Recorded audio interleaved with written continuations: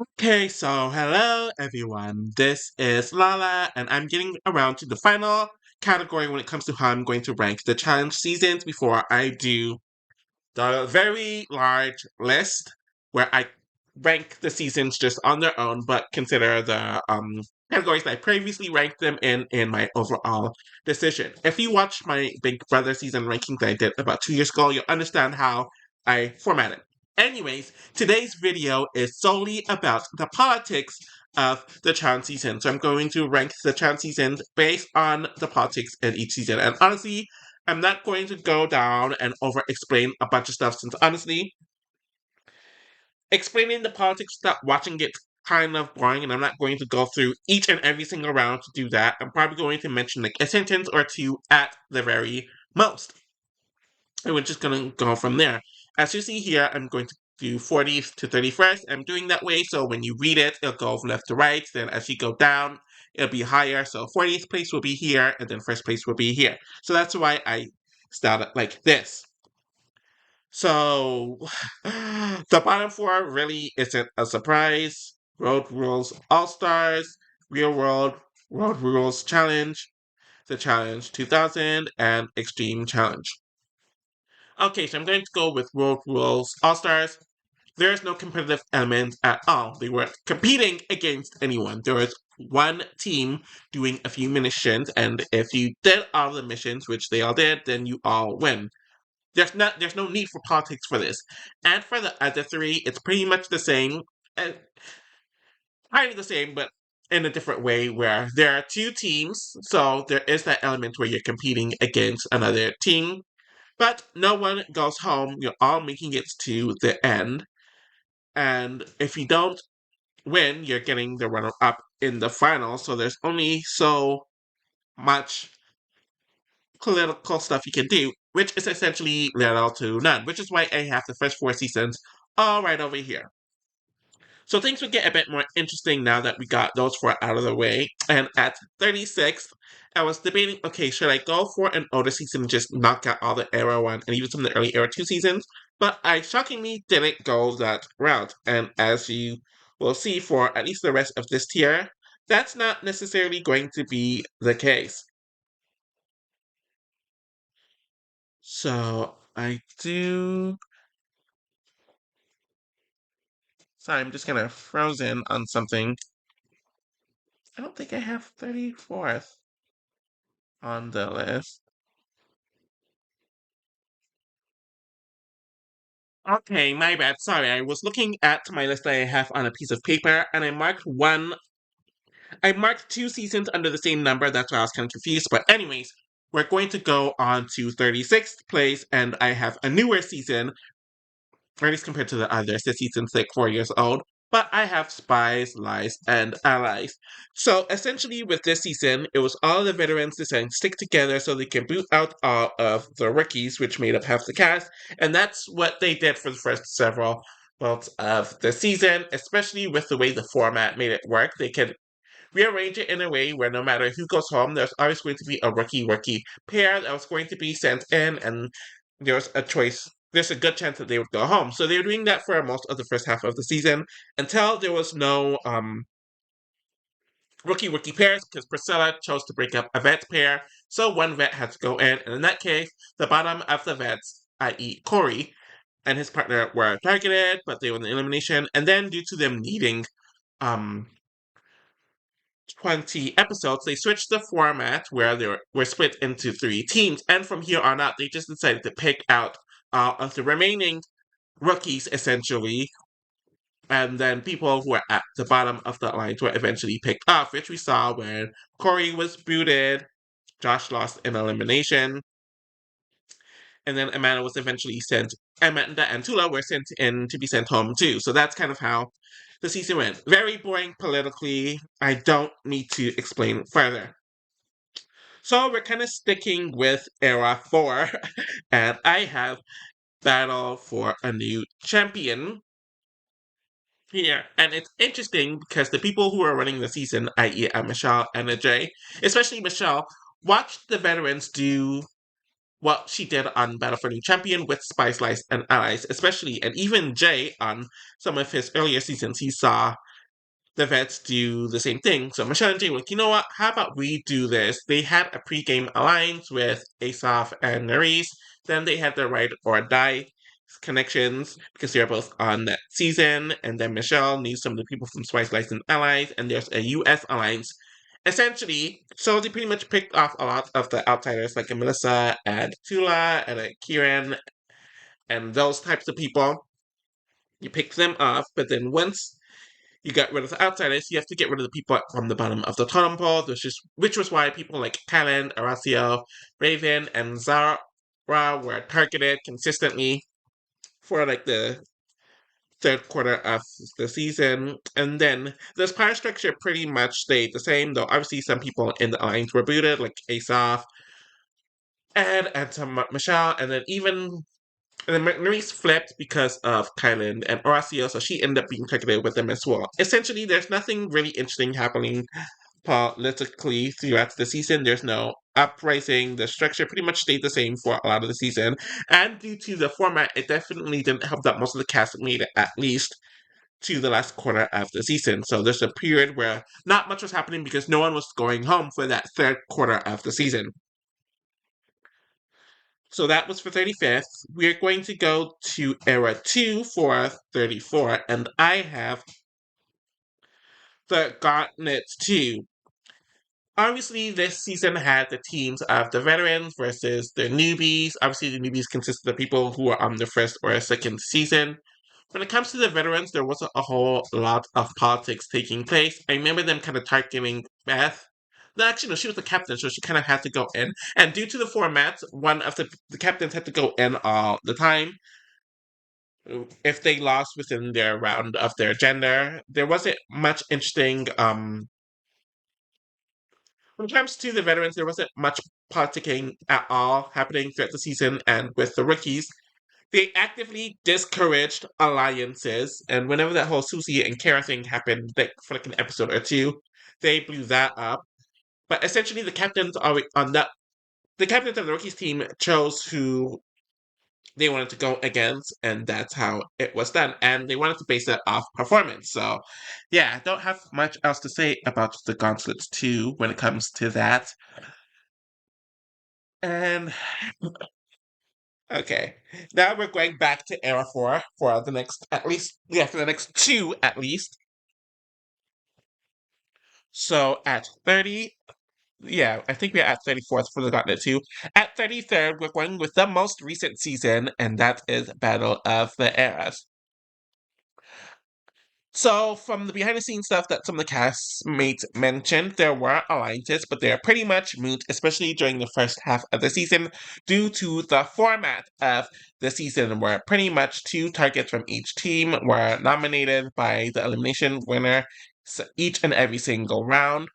If their era wins, they are safe, pretty much, and they get to choose which of the remaining targets go into elimination. So that's pretty much what happened, which is why there wasn't much politics for the first half of the season. And then in the second half of the season, due to the conflict with Bananas and Devin, things kind of split between Team Bananas, which were the Angels, and Team Michelle, essentially, which consists of Michelle, Olivia, Naya, and the rest of the people not in the Angels. And there's some back and forth a bit over there when it comes to the second half of the season, but it really wasn't that interesting. There just wasn't much happening politically this season. So moving on to 32, and we have another Era 4 season, and I am choosing Total. Wait, let me. I'm choosing Total Madness. So obviously, one of the reasons why this season's so low when it comes to the politics is because one, everyone was just playing very, very sloppily. The trio of Nani, Jenna, and Kayla, they're a complete mess. Nelson's social game was horrible. Corey was the only one who played decently as he was kind of playing under the radar. West was very sloppy through a lot of the season. Jenny and Dee were also very sloppy. Roking kind of got sloppy at the end too. But even outside of all of that, the skull twist is the main reason why there wasn't much politics in the season, because essentially everyone volunteered to everyone volunteered to go into elimination so they can get their skull. And that really took a lot of the fun out of it. Though there was that D blindside when she really got her skull, and they tried to send her home during the round that Maddie ended up getting booted. So there was that political move, and then they tried targeting Jenny at the end. But otherwise, there really just wasn't much going on here. And I think this season was designed specifically in a way where it was supposed to be the anti-War of the Worlds 2, which was a very political season, and due to the backlash of that season and the format of the season, Total Madness was pretty much engineered to not be a political season. So we are going to move on to the final season in the bottom quarter. At 31st, we do have Rivals 3. So we have One Era 3 season. Pretty much Bananas and Sarah and his cousin Vince and Jenna dominated from the very beginning to the very end when it came to the structure of the house. I also think the plentiful of quits and DQs that happened during the first half of the season kind of helped them because there was additional rounds that ended up being cancelled. There's talks about an Are You the One alliance that really went nowhere, partially due to all of this. And then it looked like there's going to be an uprising with the people not aligned with the two pairs, but Dario screwed it up and flipped on the likes of Corey and Devin and Wes. So he could be the layup taken to the end by Bananas and Vince, but that didn't even work out for him. And after a while, everyone was fighting to be the third team, which just sucked.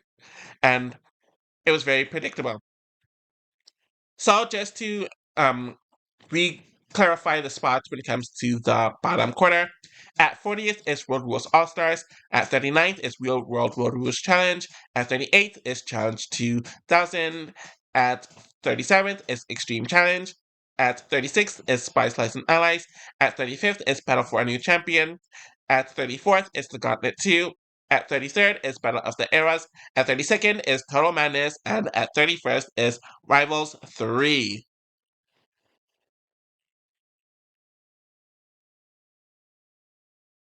So we're going to move on to the second quarter here, which is in the bottom half, but not at the bottom corner. So at 30th, I do have the Inferno 2, and I'm honestly kind of shocked about this because I have it pretty high and everything else. But when you really think about it, there's not much politics going on. There was the move where Julie and some of the good guys convinced Jody to switch her vote. Yeah, because I think they waited to see who the bad guys will vote in to see who they'll put into elimination, and then they did that. That was somewhat of a political move, but outside of that, there's really nothing happening on either side politically.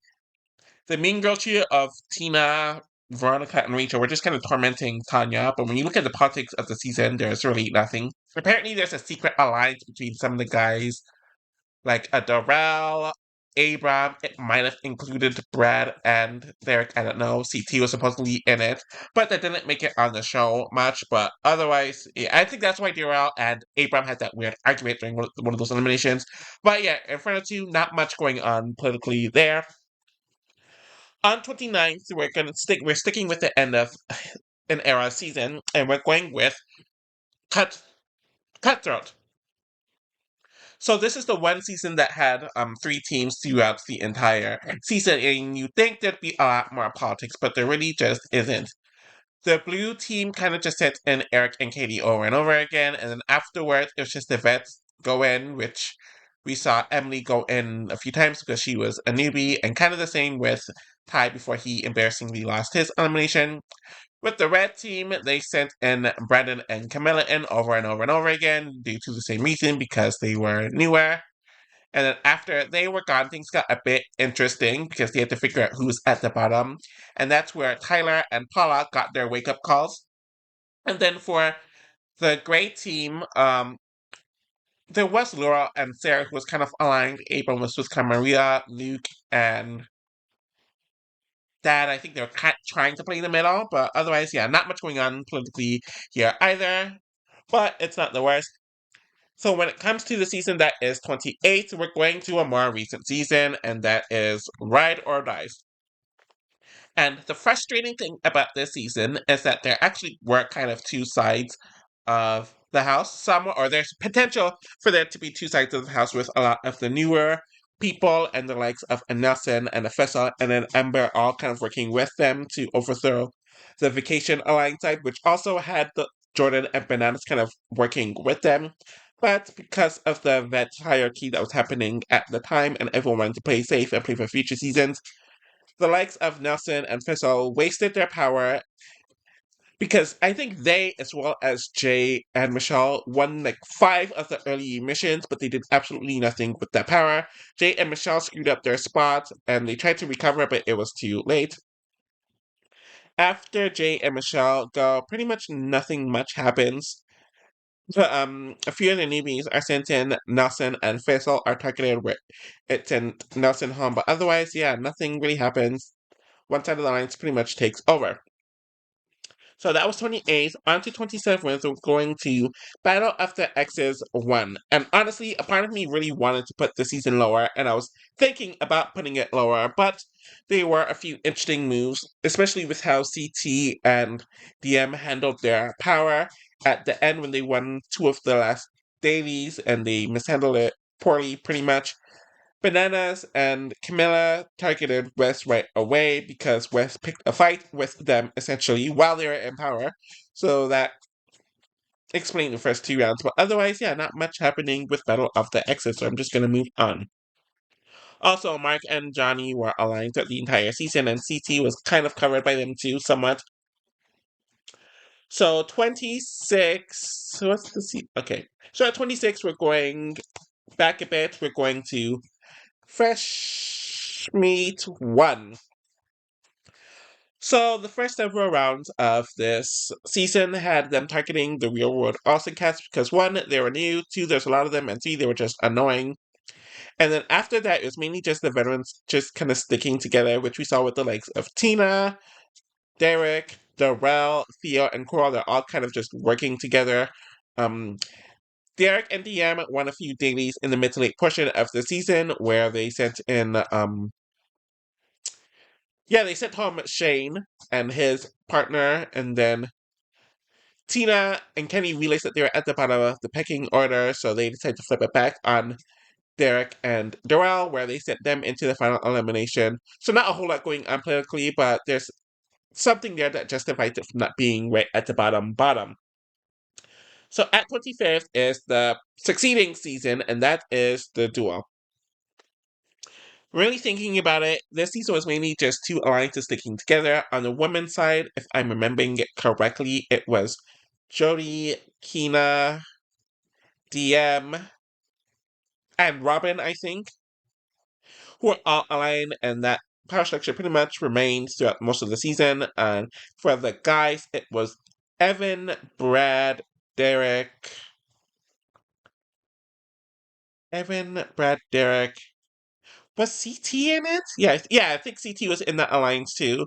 They kind of rolled it out through a lot of the season. There was attempts at an underdog alliance with Beth, Nehemiah, Anissa, and Svetlana and West being formed, but that really went nowhere.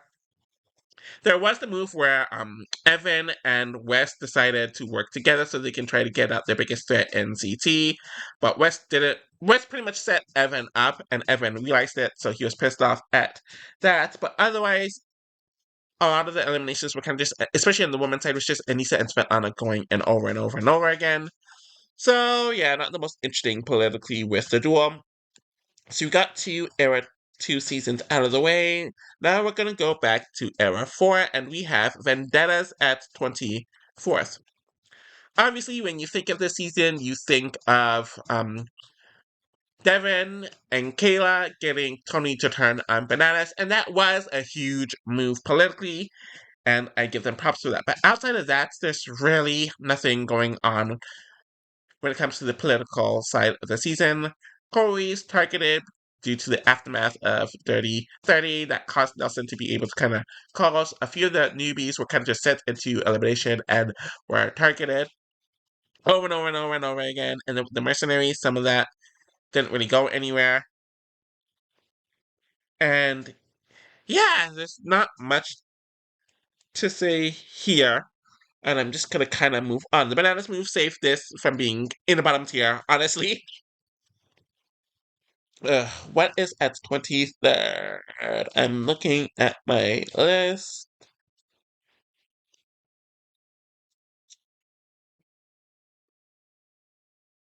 What is 23rd? Okay, so going back to an Era 2 season, and we're going to the sequel of the Duel, i.e., the Duel 2. So I just think with the Duel seasons, the format kind of just encourages one line to just stick together and dominate, where we had Brad and Tori, yeah, Brad and Tori, Landon and Brittany, Mark and Rachel, and who was the fourth? I think, was it Brad and DM? No, who was the fourth? Sorry, I'm going to a blank when it comes to who's the fourth. Oh, Evan and DM also all just working together throughout the season, which is why most of them went to the end. The people who were opposing them were sent home first, and then the people who were at the bottom rings of the alliance were sent in during the mid to late portions of the season. We saw that take place. The one interesting move was kind of seeing how all the other guys snaked Landon. So there was that, but otherwise, I guess the politics here is a bit more interesting than the duel, especially with how Paul was in a good spot during the beginning part of the season, but her messiness kind of cost her and Dunbar to be booted out. So, yeah. So we have the duel 2 at 23rd. At 22nd place, we're going to an Era 1 season, and we're going to Battle of the Sexes 2. So the season's mainly this high due to pretty much how the vets kind of screwed Brad over to keep Eric at the end game round. Yeah, in one of the last rounds of the season. There's that. But outside of that, the men pretty much had a point system where whomever was at the bottom was booted and worked for them on the first season. Battle of the Sixes, and they did that here. Nothing interesting was really happening, though. It was more interesting seeing the vets kind of weaponize this to their favor, which I said with the men, which we saw with the Brad vote when he was like the third best person when it comes to the points. And they kept Mike around longer than he should have because he was a part of that vet alliance, but they eventually had to put him because he was doing so poorly. The woman, there was again that dynamic with the vet woman and the newbie woman, with the vet woman mainly being it was Rachel, Veronica, Coral, and I think Tanya was in this as well. And maybe a few other people I don't really know, and the newer women. There's a bit of a back and forth there. Kenny kind of helped the newbie woman boot Rachel, and then she got booted right afterwards. But outside of that, yeah, I guess there's a bit more motion with the Battle of the Sexes seasons politically, so that's why it's in the middle. And the final season that makes up the bottom half and the second quarter at 21st is Double Agents. So a part of me was going to put this lower, but then I had to refresh my memory. The vets came into the season wanting to target all the winners, which we saw with CT and West being thrown in, though they made it into a women's elimination, which caused Ashley to go home early, and then they just continued targeting West until he went home very early in the season. And then afterwards, it was pretty much Team Big Brother plus Nani, Leroy, and Cam versus Devin, Kyle, and that side of the house. So there's kind of a back and forth there that carried on through most of the season. And this was the last season that actually had some stakes politically, at least compared to the seasons that came after it. So that's why it is here. Though they never succeeded when it came to getting new winners. So, anyways, at 30th is the Inferno 2, 29th is Cutthroat, at 28th is Ride or Dies, at 27th is Battle of the Exes 1, at 26th is Fresh Meat 1, at 25th is the Duel 1, at 14th is Vendettas, at 13th is the Duel 2, at 12th is, at 22nd is Battle of the Sexes 2, and at 21st is Double Agents. So, just making it into the top half, at 20th, I do have Invasion of the Champions. So, one thing I will say about the season is that there was a decent amount of political action, at least in the first half of the season, with the newcomers, where it was split between like Tony, Nicole, Kayla, Jenna on one half, and The others on the other side, we saw that dynamic for the first third of the season when they're in the shelter. And then when they got back into the house, that kind of continued on. But then after Tony and Keto went home, that dynamic kind of died down. And because of the way the season was set up with the champions only having five of them, and the champions couldn't go against the underdogs in the eliminations and vice versa, the political game pretty much washes by the time of the second half of the season. So at 19th, we're keeping it in Era 3, and I do have free agents. I initially had this lower because I didn't remember a whole lot happening, and due to the randomness of the elimination with the skull thing, there wasn't much that can be done. What I will say about this season is that they did try taking out Bananas and Laurel several times. I remember there's the whole setup with Teresa kind of setting up the others to take out Laurel, but she didn't vote her in herself. And there's a few other instances like that, just from what I remembered. But it's not really consistent with the politicalness, and it doesn't have the highs of the ones that are higher, and it doesn't have the lows that are lower than it. So, which is why it's kind of just here. At 18th, we're going to Era 2, where we have where is it? The Island. I will say that the likes of a Kenny, kind of Johnny, and a Derek, yeah, those three pretty much had it set up.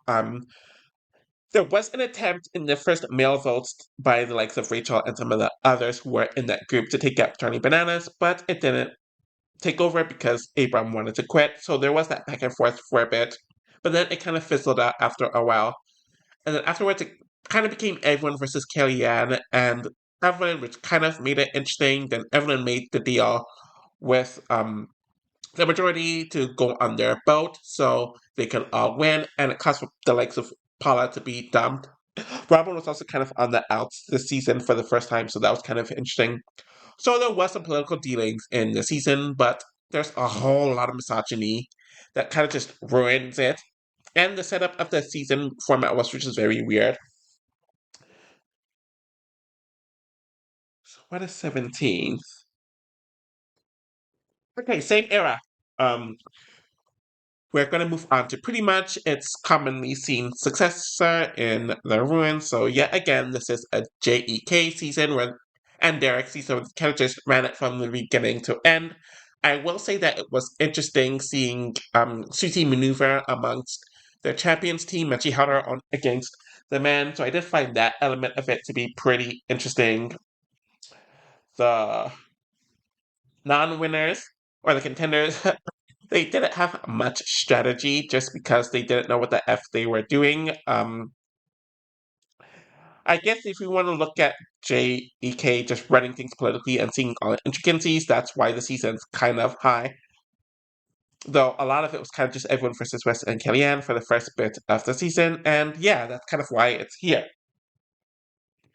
At 16th, I do have.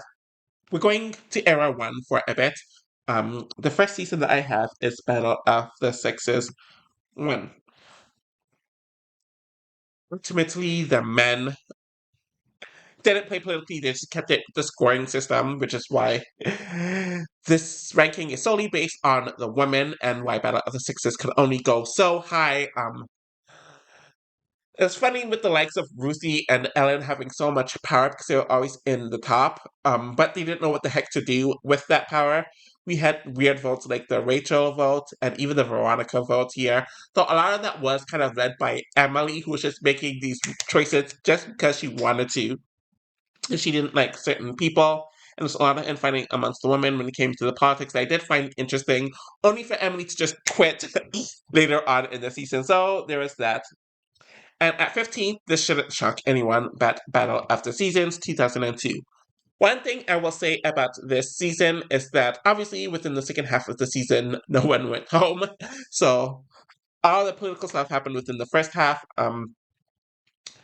The real world, they mainly did it by point system, so I'm sure there are some other intricacies that I misremembering by that. But honestly, the road rules pretty much carried this part. I remember the first vote, the people who were in the inner circle, but mainly Holly and Chadwick, they decided, okay, we're going to take out Veronica and Yes, because we want to stay in the inner circle for the entire season, so they'd be guaranteed finalists.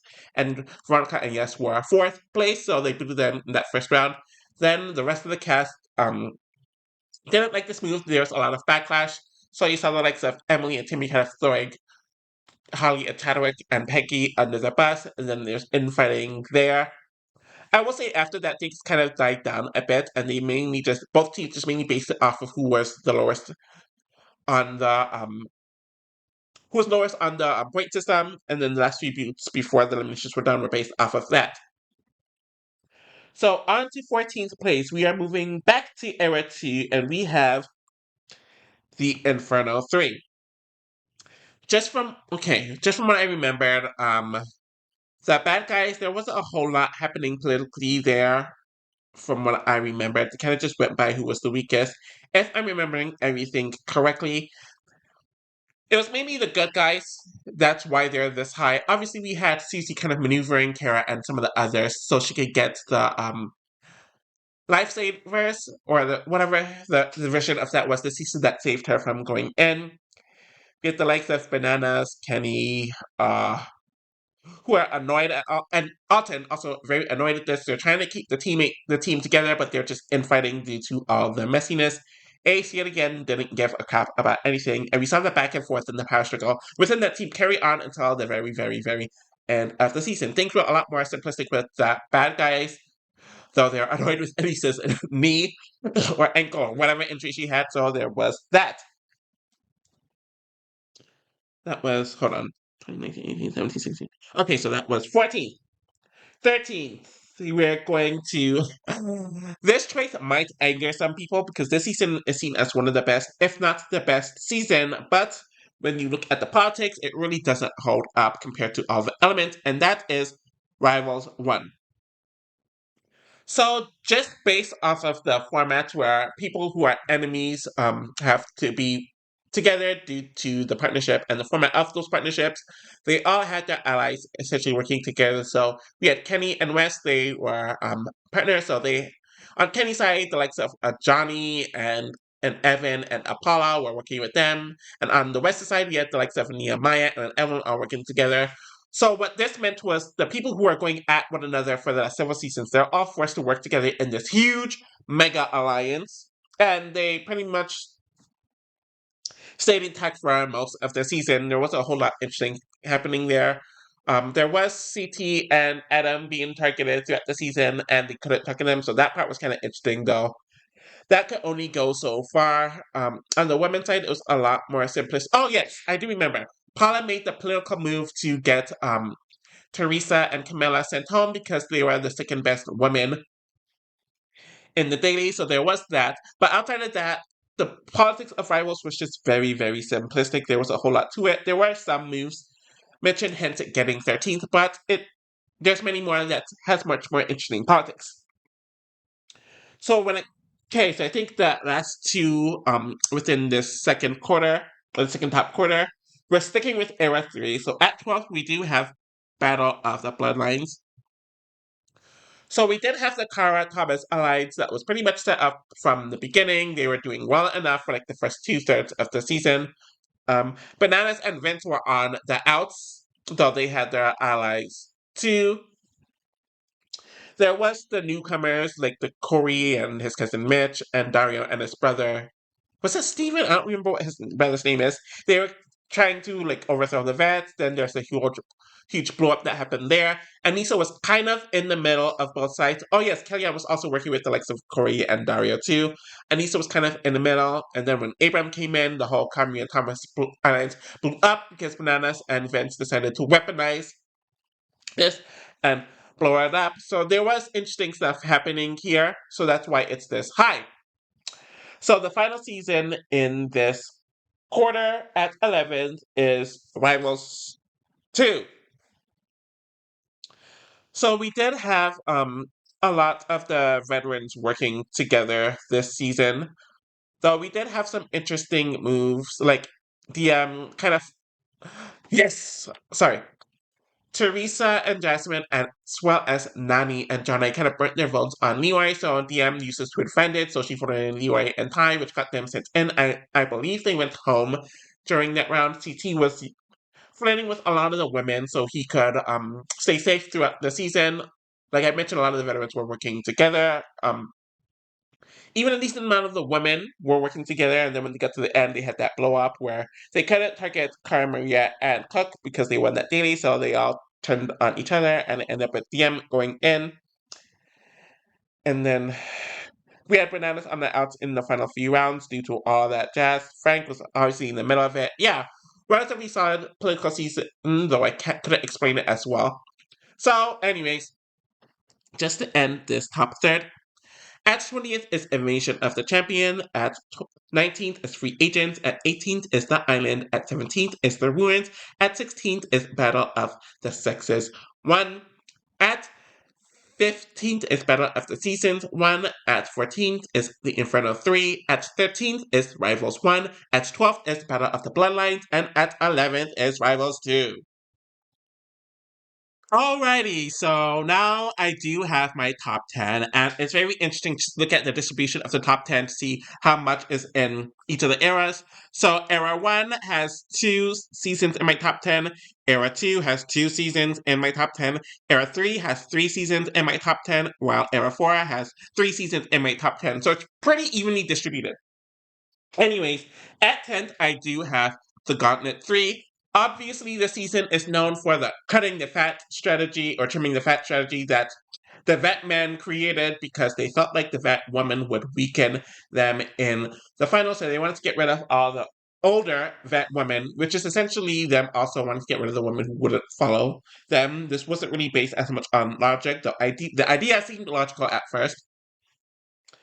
So it's pretty much the newer vets who pretty much ran things this season, where the older vets like Beth and Coral and Katie were at the bottom on their side, where on the newbie side, it was essentially the Austin tribe and the real world Austin grouping and newbie Tori, who was running things over there. There's a lot of interesting moments. They were all thinking about the game, no matter which side they were on, and I like that. But compared to everything else in the top 10, it kind of just lacks. Hence why it is here. So we're gonna pretty much get rid of. We're going to go back to Era 1, and we have the Gauntlet 1 at 9th. And I'm honestly kind of shocked this season was this high, but when you look at it, there definitely was a lot of politics. And you could argue that this was the first really, really political season. Of course, on the real world side, you had the likes of Coral and some of her flunkies kind of running things. We actually kind of saw her and Mike at odds this season when it came to the political front, which was very interesting, where Coral was thrown in at an early elimination. Then Mike was kind of targeting her a lot here, also due to Trishelle, and there's definitely a kind of power play on the real world side, where on the road world side, there was definitely a men versus women thing, and it seemed like it was being led by Adam, where he was targeting Sarah consecutively because he saw her as the weakest, though a bunch of others saw her as weaker too. You also saw the likes of Veronica and Rachel also come into their own politically here, and they were a bit more cutthroat, and they kind of sandbag Katie here. So there's a back and forth with some of the women there. And then later on, they proved that the men weren't the automatic strongest. But yeah, this was definitely one of the more political seasons, and it definitely holds up. And why it's this high is because the politicalness carried on from the very beginning to the very end on both teams. And that's not something I can say for a lot of seasons. So at 8, I'm just going to go to its immediate successor in the Inferno one. Well, obviously they filmed both back to back to kind of carry over a lot of the storylines. With the Inferno one, we have, I think this is the last season that was based on the Real World and Road Rules teams. On the Road Rule side, you definitely had Veronica, who completely took over the season. Yeah, I don't think Rachel was on the season. Yeah, it's pretty much Veronica.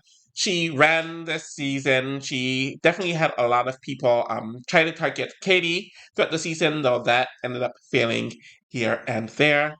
On the road rules, so on the real world side, you definitely had Mike and Coral. They're definitely back together at this point. They were definitely running things on their team. Coral definitely had to fight to stay out of elimination this time, especially against the later people, and she had to hold her own against a lot of the men. Katie had to maneuver her way throughout the season. There was some inter-team dynamics there, but yeah, you could definitely tell that the format of the show was being found at around this time, and that was due to the elevation of the politics, especially with the right format.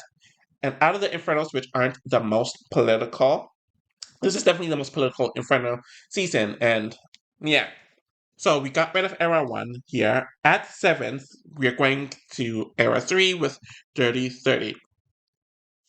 So there definitely was some politics on. Yeah, there's politics on both the men's side and the women's side. We have the Young Bucks, which definitely formed around here where the newer vets, i.e., Corey, Nelson, and Hunter, wanted to make names for themselves. They wanted to take out the older vets, which Corey made very known right from the jump, which caused the two of them to be targeted throughout the season. And it kind of led to the likes of Derek, Bananas, Leroy, CT, making it relatively far into the season. And I'm sure I'm missing some. Oh, yeah, Jordan was also working with them this time, too. So that dynamic kind of carried them to the end. Things are definitely a lot more interesting on the women's side, where we had a lot more of the quote unquote power women in the Kayla, Jenna, Karma, Rhea, and Kamel. They're all aligning with one another to get rid of some of the stragglers. After the stragglers initially set it up where Kayla and Jenna would face each other in a very early elimination, but the redemption kind of caused that to fail. Veronica comes in after a hiatus and she's trying to balance things out compared to the old gameplay with the older eras compared to how they play it now. And she also made that snake move that caused Leroy to get sent into elimination. And then the Power Alliance with the women started splitting up where we had Camilla and Carmaria versus Jenna and Kayla, and that was the dynamic for the last third of the season. So yeah, very political season, and it definitely holds up in that element. So at 6, we're skipping only a few seasons and we're going to Era 2 with Final Reckoning.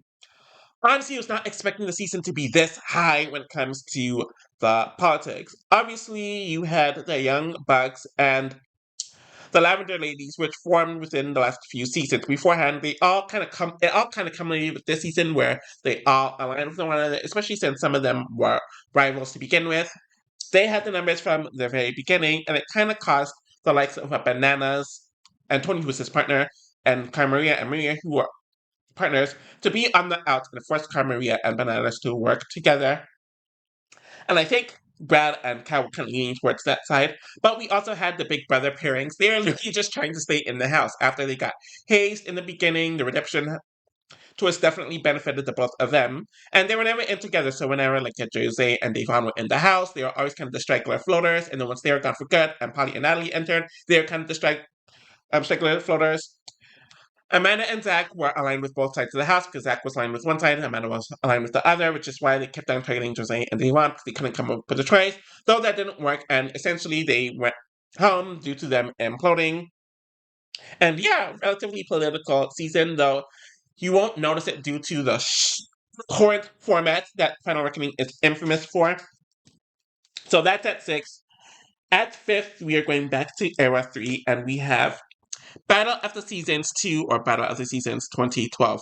So right from the beginning, the New Crop wanted to make it known that it's their show now, this is their season, they want to make names for themselves, so the vets had to go, which is why we had the Real World Austin and Fresh Meat gone back to back to back to back. And then within that big alliance, it was mainly Vegas and Cancun that were at the top. No, it wasn't Vegas, sorry. Was it Las Vegas or Los Angeles? Sorry, it was San Diego and Cancun that were pretty much at the top of the totem pole. Vegas was in with them at the beginning, but then their drama kind of caused them to be on the out. They tried targeting uh, whatever season Sarah and Chet were on that group, those two and Devin. They tried to target them right after Fresh Meat because they were considered older, but they had to fight their way to stay, and then they went under the radar to let the big alliances blow up on themselves. St. Thomas was kind of put on the outs as well. And then we saw a lot of these dynamics kind of carry through within the later parts of the season. And it carried on all the way to the end. So the politicalness was very consistent with Battle of the Seasons 2012, right from the jump. So at 4th, we are going to Era 4, and we have War of the Worlds 1. So when it comes to this season, obviously we were dealing with the dynamics of rookies versus vets, but this time vets were people who are on their second season, unlike the Gauntlet.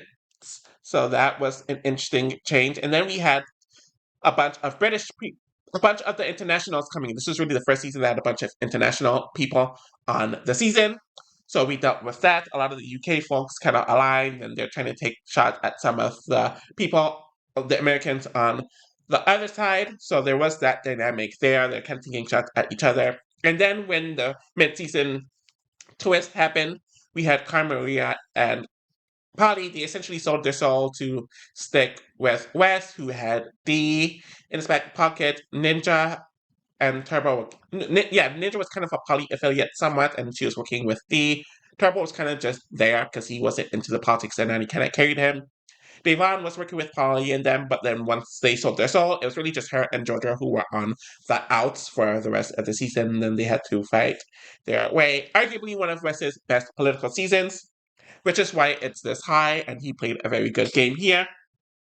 So onto the podium. At third, we're getting to another West heavy season, and that is Battle of the X's 2. So from the beginning, they definitely did some easy votes. But then the dynamic between Bananas versus West was here this season, and I think it was the strongest at this season. Yeah, it was strongest. Yeah, it was the strongest this season, where Bananas and his allies and West versus, and his alliance were head to head, and then the dynamic with the partners, Teresa versus Nani, things kind of blew up mid season. West and Teresa got Nani and Bananas out. Obviously, the redemption twist or the XL twist helped them. Leroy kind of had to work with Wes and Teresa once Bananas was gone, so there was that dynamic, though. His partner Naya was obviously working with Avery and Johnny because they were from the real world season together. Zach and Johnny were trying to play the middle between Bananas and Wes, and he wasn't really that successful at doing it. Sarah and Jordan were also playing in the middle between Wes and Teresa and Johnny and Nani, especially when Johnny came back into the house. She and Jordan handled that situation very, very, very well, and things just the politics just got more richer and richer and richer and richer and richer as the season went on, causing for a very interesting endgame. So that's why it's at third. So the top two, it was very hard for me to choose, but I ended up choosing Fresh Meat 2 as second. Obviously, this season was the West versus Kenny season, especially with the drama that happened with them over the last few seasons. And so this was like a huge lead up. It was Team Kenny versus Team West. Team West and Evelyn had the advantage because they had a lot of the numbers in the beginning, and they took out Kenny's allies with Paula and her partner and Sarah and her partner within the first few rounds. And this was after Kenny and West called a truce where they would take out Darrell first because Darrell targeted West on West's first season, and they didn't get along on the last season, the Ruins either. But Wes and Evelyn started getting cocky, they started getting arrogant, and they started turning on their allies like Daddy and CJ. So they mishandled them, and then they went home because they went safe to hide. So Landon actually had to learn how to be political this season. So more people started drifting over to Team Kenny, and then we had Ryan and Teresa and Jenna, her partner. They were playing the middle for the entire season. They were very self-aware of it, but then at the right time, they decided, okay, we're going to hop onto Team Kenny. So Evelyn and Wes, pretty much at the end game, they were on their own and they got booted. So there was that. Honestly, I would have put this at first, but I think what I have at first had a lot more intricate context. So at number one is War of the Worlds 2. This really shouldn't surprise anyone. So the season was set up as Team US versus Team UK due to the format, but that really wasn't what the versus was about.